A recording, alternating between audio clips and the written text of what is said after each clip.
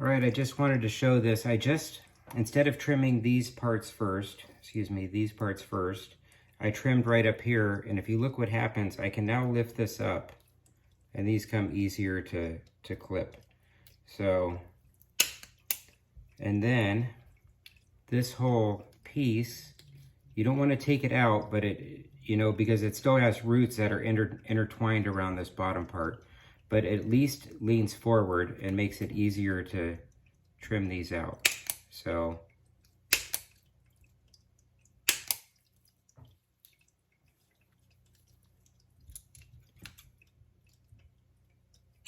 all right, and then you just take this, I just put it right back into my, I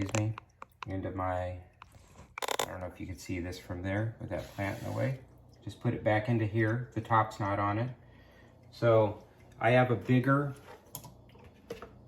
pot. So because I have a bigger plant.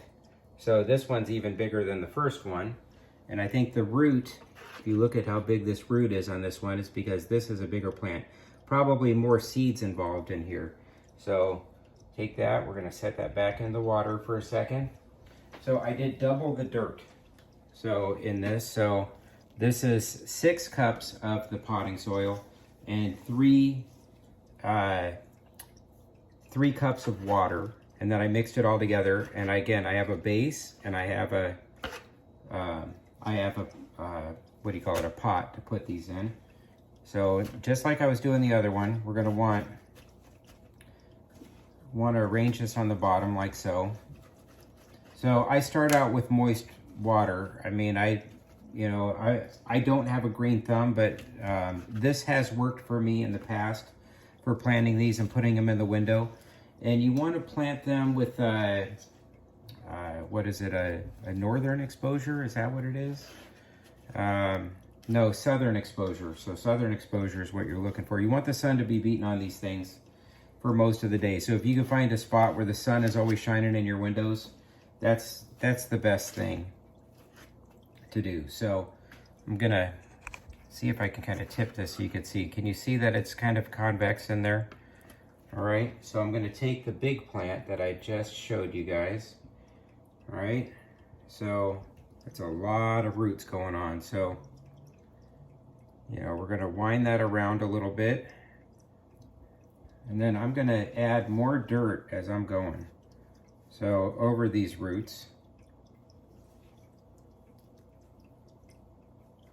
So I'm just gonna kind of wrap her around. I mean, these will eventually even grow out to the sides of this planter box. They're gonna expand everywhere. But just trying to keep it protected. And I may not even have enough dirt to fill up this planter, but we're gonna find out, aren't we? So there's still a little bit of plastic in the bottom. Right.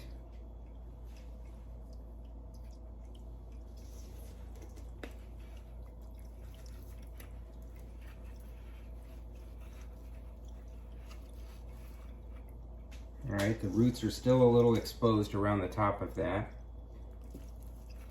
So I still have some dirt to put in there. So bigger the plant, bigger the pot. You're gonna want those roots to expand and grow. So it also means you need to be a little more regimented on your water, and you need to, these plants obviously right now, they are loving water. They want as much water as they can get. And the nutrients from the dirt and everything, believe it or not, will really help these things. It's not gonna shock them where they'll go backwards. It's not been my experience. I've done this a couple of times. They've actually taken off quite nicely and really exploded. Don't be afraid to get your hands dirty for this. And you put gloves on, I suppose. Kind of like getting my hands in the dirt. So I'm not going to fill this thing all the way up with dirt. This looks like it is just perfect for what I'm looking for this plant. So this already has some lavender flowers on there.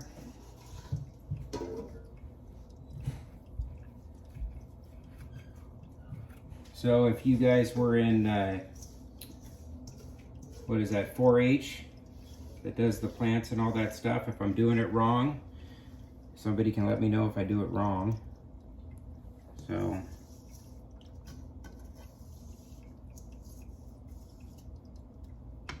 I might put this on Facebook. I don't know. I might just send it to the 1 or 2 people who asked me about it. But there we go.